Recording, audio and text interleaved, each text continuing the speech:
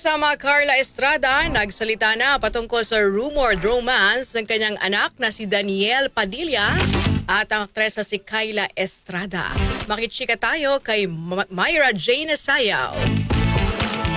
Nagsalita na ang aktres na si Carla Estrada patungkol sa umunay rumored romance ng kanyang anak na si Daniel Padilla at aktres na si Kyla Estrada. Pag-amin ni Carla, ilang beses na niyang na-meet si Kyla dahil matalik niya ring kaibigan ang mga magulang nito na sina Janice de Belen at John Estrada. Gayunman, hindi raw para manguna siya sa mga nangyayari sa buhay ni Daniel dahil nasa tamang edad na raw ito. Dagdag pa ng aktres, hanggat masaya ang kanyang anak, ay masaya na rin ito bilang ina. Kamakailan ng ilang beses na maispatan si Daniel at Kyla na magkasama sa iba't ibang events na nagpalakas ng mga espekulasyon ng netizens.